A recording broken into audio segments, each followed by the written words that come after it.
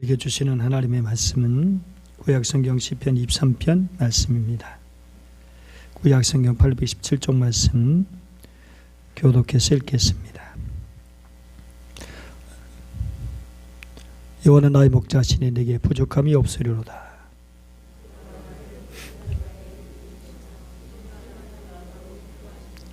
내 영혼을 소생시키시고 자기 이름을 위하여 의의 길로 인도하시는도다.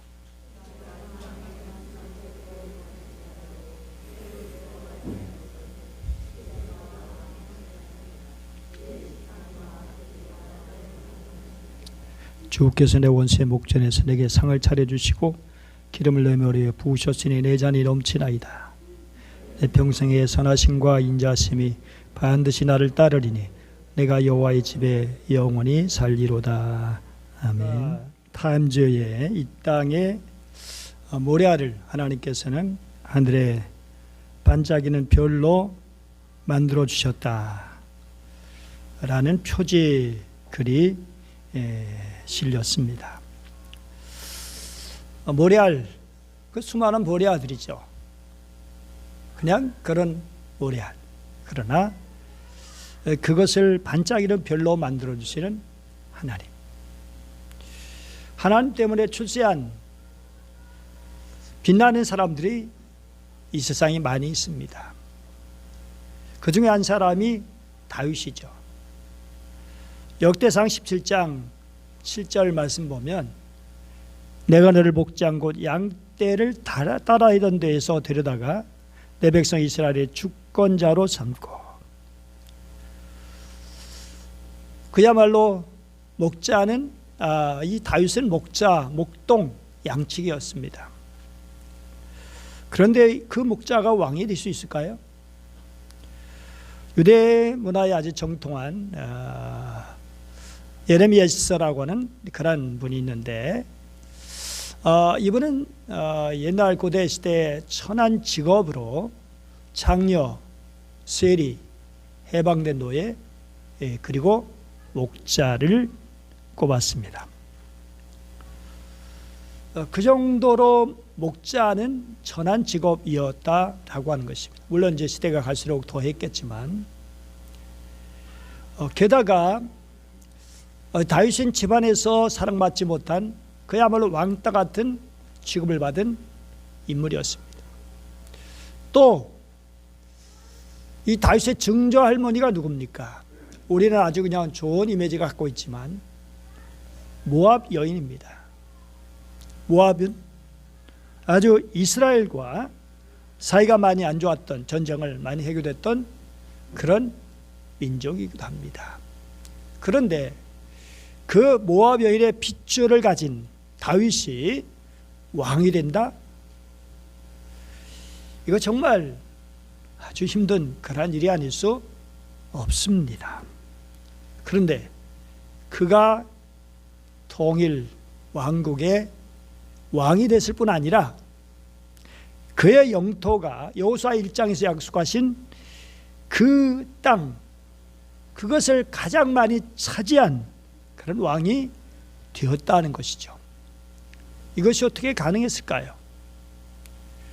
학자들에 하면 23편은 다윗의 중간기를 넘어서는 그런 즈음에 쓴 시다라고 말하고 있습니다. 그리고 우리가 잘 아는 대로 4절같이 고난 중에 몹시 어려울 때에 지은 시입니다. 이 시의 중심되는 4절이 다윗의 현재고, 그리고 2절과 3절이 다윗의 과거고, 그리고 그 이유는 다윗의 미래가 되는 것입니다. 그러니까 다윗의 현재와 과거와 미래가 다 들어있는 그런 시입니다. 여러분, 정말 죽을 것 같이 어려울 때에 얼마나 힘들었겠어요. 물론 하나님께 기도하면서 버텼겠지만 얼마나 힘들었을까요? 근데 이때 다윗이 한 일이 과거를 회상한 것입니다. 그 하나를 푸른 불밭에 누이시며 쉴만한 물가로 인도하신도다. 여러분, 우리는 이 시편 23편이 너무나 목가적인 아름다운 시죠. 그래서 풀이 많은 어떤 그러한 것을 연상하죠. 그림도 그런 그림을 우리에게 보여주고 있으니까. 그러나 실제로 이것은 유대 광야를 배경으로 한 것을 잊지 말아야 합니다. 유다 광야 3월의 모습이에요. 그래도 풀이 듬성듬성 이제 보이는 거 볼 수 있죠. 그러나 5월 사진을 볼까요? 이게 유대 광야 5월의 사진입니다. 그리고 8월 사진을 볼까요? 이런 모습입니다. 이런 데서 양을 어떻게 칠 수 있나요? 그러니까 우기 때는 거기서 양을 먹이다가 안 되면 어떻게 합니까? 요셉 이야기에서 보는 것처럼 요셉 형들이 세겜으로 가고 도단까지 가고 계속 북쪽으로 올라가는 거 볼 수 있죠.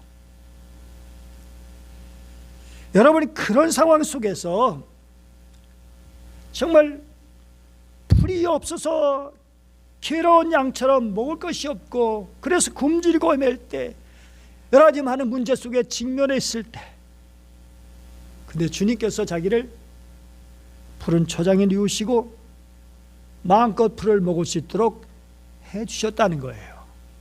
식량 문제 해결해 주시고 생존을 가능하게 해주시고 어려움을 극복하게 해주시고 여러분 쉴만한 물가로 인도하셨다라는 말도 마찬가지예요. 광야에 무슨 물이 어디 있어요? 물론 이제 엔게디 쪽 가면 물이 있지만 거의 물이 광야에는 없습니다. 그러니까 풀을 먹다가 이제 목말라서 헤맬 수밖에 없죠. 그럴 때 목자가 없으면 죽는 거예요. 그런데 목자가 그런 양의 형편을 너무나 잘 알아서 물 있는 곳으로 인도해서 물을 마음껏 마실 수 있도록 해주는 것이죠. 그렇습니다. 그처럼 하나님께서 자기를 쉴 만한 물가로 푸른 풀밭으로 인도해 주셨다. 그 어려움 속에서 하나님께서 자기를 외면하지 아니하시고 인도해 주시고 길러 주시고 보호해 주셨다. 그러니 얼마나 감격스러운 일일까요?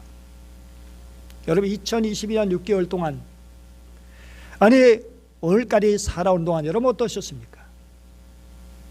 기쁘고 즐겁고 행복했던 시간 당연히 있었겠지만 힘들고 어려웠던 순간들, 남에게 말하지 못할 혼자만 눈물을 흘려야 하는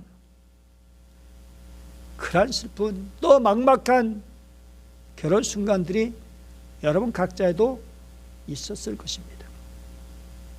그런데 그런 시간을 어떻게 이겨내셨는가요? 그러나 시간이 지나니까 이겨내졌나요?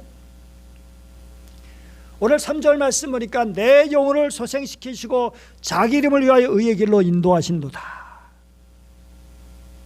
주님께서 영적으로 회복시켜 주시고 그 고난 중에서 낙심하지 않고 절망하지 않게 해주시고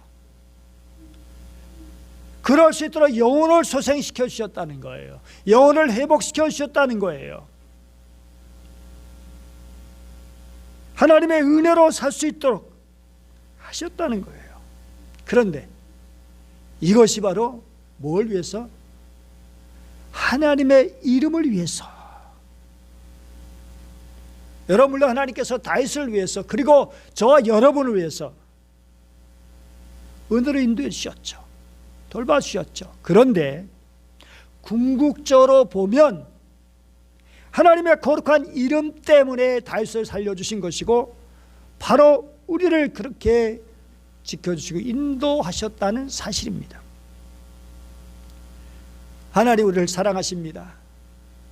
지금까지 은혜를 베풀어 주셨어요. 우리 영혼을 구원해 주시고 우리를 지켜주시고 보호해 주시고 인도해 주시고 그런데 누구 때문에요? 저 때문인가요? 여러분 때문인가요? 여러분 정말 얼마나 보잘것없는 인간입니까? 잘할 것이 뭐가 있어요? 그런데 하나님 왜 저를 사랑하시는 것일까요? 그래도 나를 목사로 만들어 놓으시고, 하나님 저를 보실 때 저 목사를 보니까 하나님이 계시구나 하는, 그래서 하나님의 이름이 영광을 받으시고, 그래서 나를 돌봐주시는 것이지, 내가 무슨 자격이 있기 때문에, 내가 무슨 잘한 것이 있기 때문에 그렇게 돌봐주시는 것일까요? 하나님의 영광 받으시기 위해서, 그 하나님의 귀한 이름을 위해서.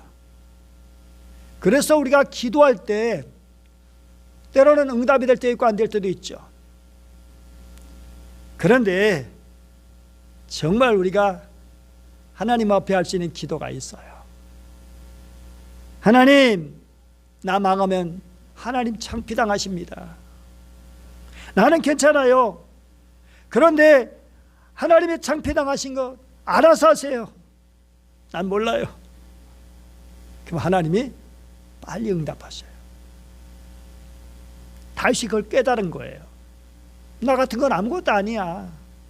뭐 이름 없는 양 같은 다윗 자기를 하나 그렇게 뭐 죽는다고 무슨 상관이 있겠어요? 역사가 뭐 얼마나 대단히 바뀌겠어요? 그런데 당신의 이름을 위해서 나 같은 것을 그렇게 귀히 여기시고 인도하시고 보호하시고 먹이시고 시냇가로 인도하시고 잔잔한 물가로 인도하시고 푸른 바다 인도하시고, 이게 바로 하나님의 이름 때문이라는 거예요. 하나님의 명예를 위해서. 이렇게 다윗이 과거를 회상하다 보니까 어떤 생각이 나는가 하는 거죠. 지금 내가 사망의 음침한 골짜기를 다니는데 그래도 나는 절대로 망하지 않는다. 왜냐하면 주님께서 나와 함께 하시기 때문이다. 담대함을 얻은 거예요. 이렇게 하나님이 그렇게 하나님의 이름을 걸고 나를 지키시고 보호하시는데 결코 이 순간에 나를 망하게 하시겠느냐? 아니라고 하는 거예요. 그러니까 거기서 담대함이 생기고 용기가 생기고 미래를 바라보게 되고, 요한의 실내가 숨질 때 제자들이 물었어요. 선생님, 정말 많은 일을 하셨는데 일상을 지내면서 가장 영광스러운 일은 무엇입니까? 가장 기뻤던 순간은 무엇입니까? 그럴 때 요한에서가 숨지면서 아주 간단히 한 말이 있습니다. 무엇일까요? 하나님께서 나와 함께 하심이라. 다윗이 과거를 돌아보면서 하나님의 자기를 어떻게 인도하셨는가 이렇게 보니까 앞이 보이기 시작하는 거예요. 앞이 보이기 시작하는, 지금 깜깜해요. 칠흑같이 영적 어두운, 육신적으로 정말 자기의 인생의 어두운 순간이에요. 앞이 안 보여요. 그런데 과거를 뜯어보니까 하나님의 은혜를 생각하니까 앞이 보이기 시작하는 거예요. 하나님이 나와 함께 하시는데 이 고난 때문에 내가 망한다고? 내가 여기서 죽는다고? 아니야, 절대 죽지 않아. 그래서 힘을 얻기 시작하는 거예요. 주의 지팡이와 막대기가 나를 안위하시나이다. 나를 위로하십니다. 이건 목자로서 양을 치면서 얻어진 경험이죠. 양들은 참 겁이 많다 그래요. 낮에 풀을 뜯어먹고 이제 목자에 의해서 양의 우리로 저녁에 이제 들어가게 되죠. 그리고 이제 잠을 자게 되는데, 그런데 양들이 두려워가지고 잠을 못 자는 거예요. 혹시 누가 쳐들어오면 어떻게 해? 일이나 맹수가 오면? 근데 이 양들을 재우기 위해서 목자가 온종일 양을 치던 그 지팡이를 문 기둥에다가 딱 걸어놓는 거예요. 그러면 양들이 그거 보고, 아, 목자가 나와 함께 있구나. 그리고 잠자리에 든다는 거예요. 그래서 주의 지팡이가 막대기가 나를 위로하십니다. 그렇게 고백하는 거죠. 그런데 양 중에서는 아주 겁이 많은 친구들이 있어요. 그거 가지고 안 되는 거예요. 지팡이 가지고 안 돼. 그럴 때는 그런 양들에 가서 머리에 기름을 붓고 목을 이렇게 쓰다듬어 주면 웬만한 양은 다 잠이 든다는 거예요. 그렇게 편안하게. 거기서 다윗은 하나님의 위로하심을 깨닫게 되었어요. 그리고 내 원수의 목전에서 상을 베푸신다고 고백하게 된 거예요. 어느 젊은 목사가 있었어요. 이 목사가 이제 아파서 누워있고 돈이 없으니까 치료받을 수 없는 70이 넘은 할아버지를 신방하게 되었어요. 이 아들도 없는 것 같고, 그 집에 이제 대원들과 함께 들어가니까, 신방대원과 함께 들어가니까 냄새가 막 얼마나 나는지. 그런데 이상하게 그날따라 이 할아버지에 대한 연민이 막 생기는 거예요. 그래서 너무 안쓰럽고 불쌍해서 자신 모르게 그 병든 할아버지를 꼭 끌어안고 기도했어요. 그런데 놀랍게도요, 기도 중에 자신이 하나님 품에 안겨있는 그런 느낌을 받은 거예요. 목사가 하나님이 자기를 꼭 끌어안으시는, 자기가 분명 할아버지를 안았는데 하나님이 이 목사를 끌어안아 주시는. 그래서 신방을 마치고 나오면서 신방 대원들에게 이렇게 말했다는 거예요. 오늘 제가 신방한 것이 아니라 제가 신방을 받았습니다. 그렇죠? 다윗은 자기가 양을 돌아봤다고 생각했는데 자기가 양을 돌본 게 아니라 주의 지팡이가 자기를 그렇게 돌봐주셨고 인도해 주셨고 보호해 주셨고 지켜주셨다는 것을 정말 깨달은 거예요. 그때 얼마나 감격스럽고 정말 눈에 눈물이 그렁그렁하죠.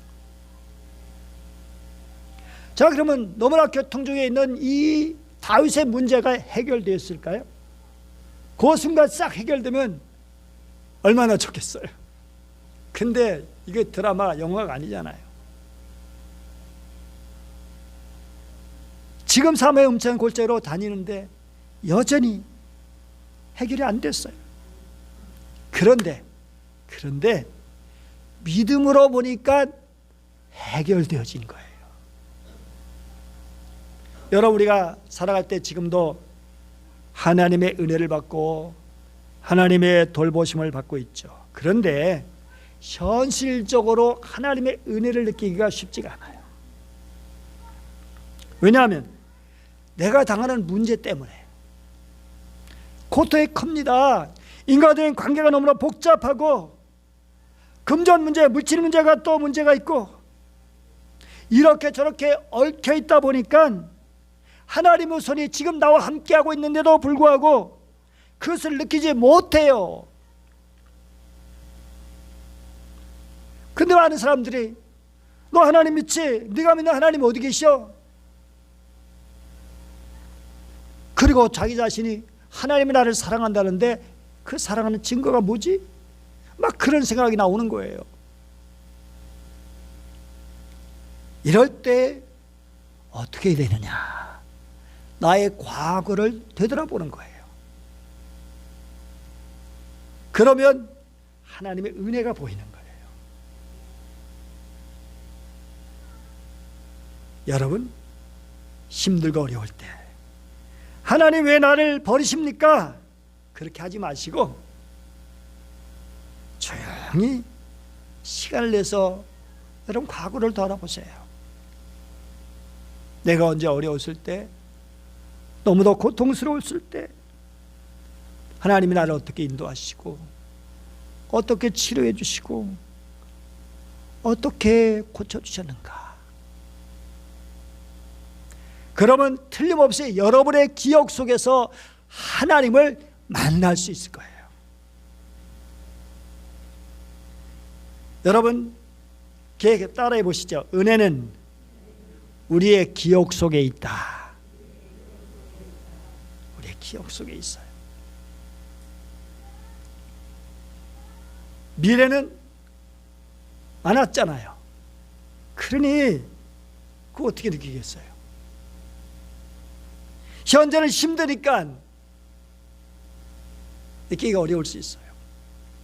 그런데 과거에 나를 인도하신 하나님을 만나고 그 하나님과 함께 나의 현재 문제를 극복하고 내 미래, 새로운 미래를 개척해 나가는 거예요.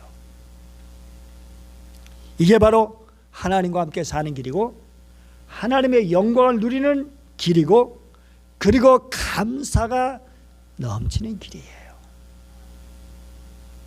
오늘 제게 특별한 주일입니다. 맥주 감사 주일이라 그러기도 하지만 28년 전 오늘 1994년 7월 3일 제가 아름다운 게 우리 남부신교회 목사로서 첫 주일 예배를 드린 날이에요. 그때 물론 황 집사도 같이 있었죠. 그날 어떻게 예배 드렸는가? 둘째 주일 7월 10일 날 주보에 광고를 보니까 이런 글이 실려 있어요. 지난 주일 드린 첫 주일 예배는 많은 분의 지대한 관심거리였습니다.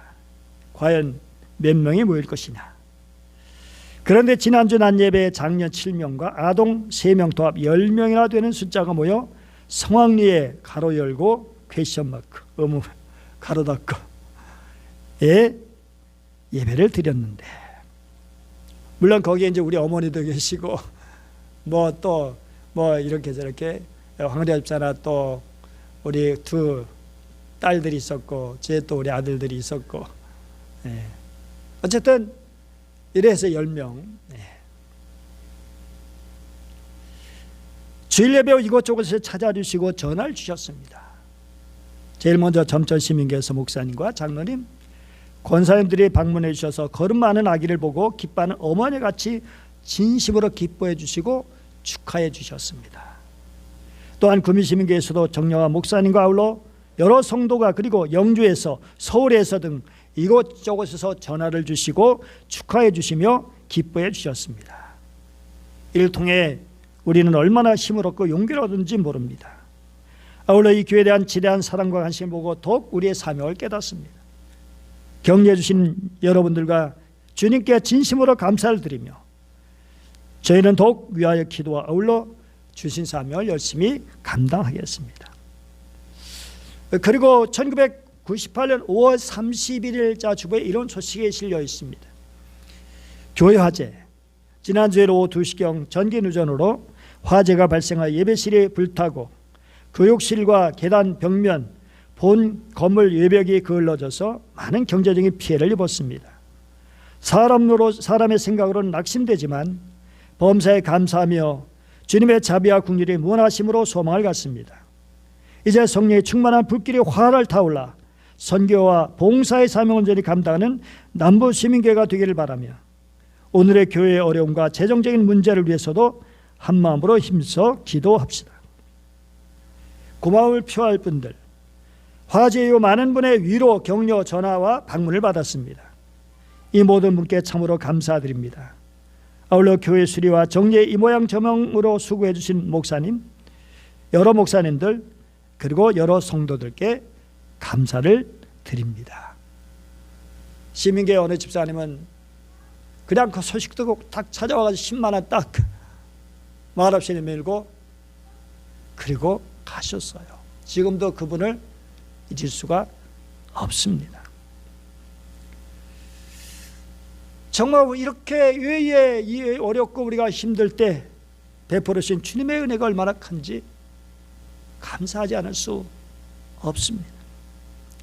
오늘 설교는 한물에 대한 간증으로 이제 마치려고 합니다.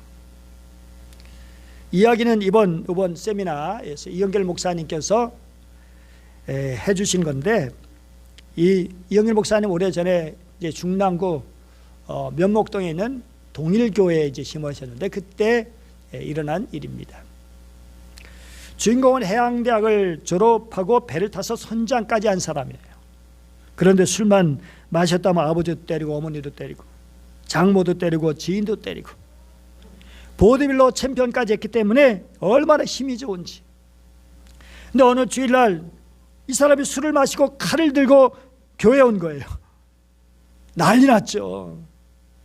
바이턴 목사님이 이 소식을 듣고 도망치지 않고 죽으면 죽으리라는 각오를 가지고 막 이제 나갔는데 교인들은 막 못만하게 말리는 거예요. 그래서 어쩔 수 없이 이제 만나지는 못하고. 근데 토요일 저녁 설교를 준비하고 11시 반쯤 취침하려는데 대문이 막 요란스럽게 부서지는 소리가 나는 거예요. 그래서 누가 이렇게 대문을 부수나 나가보니까 그 사람이 술이 만취해가지고 찾아왔어요. 순간 나 오늘 죽었다. 그런데 번쩍 스치는 생각이 술 마시고 목사 찾아온 놈은 희망이 있다. 그래서 문을 열어주면서 고맙네. 술 마셨어도 목사를 생각해줘서 고맙네. 그러니까 그리고 이제 방으로 데려가는 거예요. 이 사람이 무릎을 딱 꿇더니 한 30분 동안 울다가 목사님 저 나가겠습니다. 얼마 안도가 되겠어요. 근데 보내면서 한마디 했습니다. 안 선생, 나하고 약속 한번 하지. 10년 동안 정확하게 신앙을 지켜서 한번 살아봐. 그리고 안 되면 내가 나한테 보상 청구를 해. 그러면 내가 다 갚아줄게. 그랬더니 월요일날 전화 온 거예요. 목사님, 내가 10년 살아볼 테니까 안 되면 목사님 책임지실래요? 그리고는 이제 그 사람이 목사님 말씀을 대로 10년을 그렇게 사는 거예요. 물론 목사님은 2년 뒤에 이제 미국 달라스로 이제 교회를 임재로 옮겨서 가셨죠. 그리고 목사님은 깜빡이신 거예요. 그런데 시간이 지나고 어느 날 한국에서 CD가 막 이렇게 가지고 이제 우편으로 온 거예요. 근데 목사님은 CD 장사하는 사람인가 그리고 그냥 쓰레기통에 버렸는데 사모님이 목사님 이거 안 선생이 보낸 거예요. 그래 깜짝 놀랐죠. 이게 뭐지? 막 목사님도 긴장도 되고 설레기도 하고. 그런데 거기에 표본이 열어보니까 편지가 들어있고 CD가 들어있는데 거기 이렇게 써 있었어요. 목사님, 오늘이 약속한 10년이 되는 아침입니다. 목사님, 제가 지금 회사의 사장이 되어 있습니다. 그래서 인테리어 회사를 꾸몄고 중국에 러시아까지 본점을 내놓고 있고요. 우리 교회에서 11조를 제일 많이 내는 사람이 되었습니다. 그리고 기도하는데 하나님께서는 너 노래하라고 하셔가지고 서울대 가서 음대 가서 교수들한테 테스트를 받아보니까 너처럼 테너 아름다운 목소리 처음 봤다 하더라고요. 그래서 지금 서울 음대 대학원까지 졸업했습니다. 이야, 정말 목사님 얼마나 감격스럽겠어요. 이번에 중국까지 가서 선교를 하다가 한국에 들어서 조폭교회를 세웠어요. 물론 신학을 했고요. 깡패들만 모이는 교회. 왜 자기가 옛날 깡패였으니까. 바로 이분이에요. 새롭게 하셔서 연쇄살인범 유영철과의 만남. 유영철 가서 복음을 전하고 그와 얘기하고. 지금은 유명인사가 되었어요. 이분이 우리에게 저한테 좋은 사진, 아름다운 사진 가끔 보내줘서 우리 밴드에 올리기도 하고. 왜 특별히 우리 교회는 언젠가 시간 되면 또 초청함에 와서 제가 말씀을 전하겠다. 이제 부흥 막 집회도 다니거든요. 복음을 이렇게 말씀을 전해주고 싶다. 그런 얘기를 해주었습니다. 사랑하는 여러분, 다윗과 함께 하신 하나님, 안 목사님과 함께 하신 하나님, 그분이 바로 우리와도 함께 하십니다. 그러므로 현재 당연히 감사할 것이지만 특별히 어려운 분들이 있습니까? 힘들고 괴로운 분들이 있습니까? 과거를 되돌아보십시오. 그리고 그 가운데 역사하신 주님을 만나고 그래서 진심으로 감사하고 그 은혜를 붙들고 앞으로 나가십시오. 주님께서 끝까지 함께 하셔서 평생의 선하심과 인자하심 여러분의 미래를 붙들어 주시고 아름답게 열어주시고 승리하게 해주셔서 감사가 넘치게 해 주실 것입니다. 기도하겠습니다. 은혜로우신 하나님 아버지, 감사드립니다. 오늘도 저희를 사랑해 주시고 말씀을 주시니 감사합니다. 우리의 목자가 되시는 주님, 편안하고 좋을 때만이 아니라 힘들고 어려울 때도, 광야길을 헤매할 때도 우리에게 필요한 양식 주시고 생명수를 주시고 우리를 인도하시는 주님께 감사드립니다. 주님의 은혜를 잊지 않게 하시고 그 은혜를 힘입어 오늘도 내일도 하나님의 선하심과 인자하심을 믿고 의지하며 선한 목자 되신 주 예수 그리스도의 은혜를 의지하여 살아가게 하여 주시옵소서. 감사드리며 주 예수님의 이름으로 기도드립니다. 아멘.